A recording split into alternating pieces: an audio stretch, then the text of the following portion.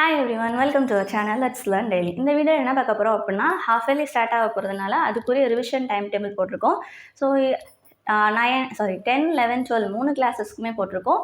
So இந்த செஷனில் எந்த இதுக்கு பார்க்க போகிறோம் அப்படின்னா 11th ஸ்டாண்டர்ட் பார்க்க போகிறோம். ஸோ மோஸ்ட்லி ஷார்ட் ஆன்சர் அதோட கொஞ்சம் டீட்டெயில்ஸ் ஒரு 10 ஷார்ட் ஆன்சர் வித் டீட்டெயில் அது மாதிரி தான் கவர் பண்ணுற மாதிரி போட்டிருக்கோம். ஸோ இன்றைக்கி டே 1 ஷார்ட் ஆன்சர்ஸ் என்னென்னு பார்த்தீங்கன்னா types of physical quantity, next precision accuracy or definition with example, rules to followed while writing significant figures, next limitations of dimensional analysis, அதே மாதிரி அதோட applications detail question ல படிச்சிருப்பீங்க, applications of dimensional analysis, next scalar quantity னா என்ன, physical quantity அதாவது define scalar define vector படிச்சிருப்பீங்க அந்த question.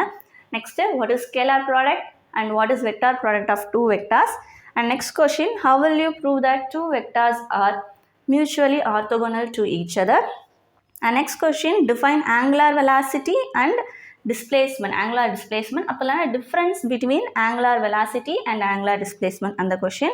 next kinematic equation for angular motion. normally kinematic equation 3 படிச்சிருப்போம். v equal to u plus at, s is equal to ut plus half at square, இன்னொன்று v square equal to u square plus 2as. இது அப்படியேவும் உங்களுக்கு angular kinetic மோஷனில் மாற்றிருப்பாங்க. So அந்த இதில் எப்படி வரும் அப்படின்றத அந்த ஈக்குவேஷன் எழுதணும். ஸோ இந்த 10 ஷார்ட் ஆன்சர்ஸ் படிச்சுக்கோங்க.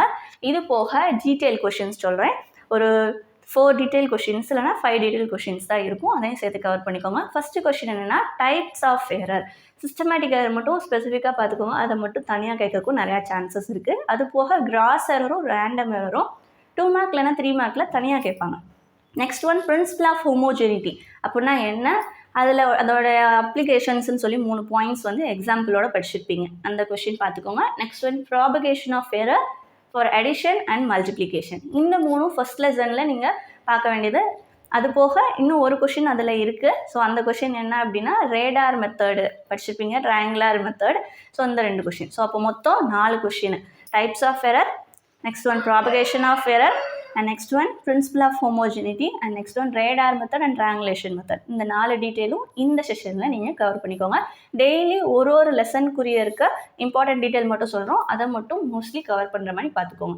ஸோ இந்த 4 கொஷின்ஸ் செகண்ட் லெசனில் டெரிவேஷன் கொஷின்ஸாக இருக்கும். அதில் முடிஞ்சிச்சு அப்படின்னா உங்களுடைய equations of motion calculus method use பண்ணி டெரைவ் பண்ணுங்கன்னு இருக்கும். அதை இந்த இதில் கவர் பண்ணிக்கோங்க. ஓகேவா? ஸோ கொஞ்சம் கொஞ்சமாக கவர் பண்ணிங்கன்னா கண்டிப்பாக கவர் பண்ணிடலாம் எல்லா லெசன்ஸையும். தேங்க்யூ.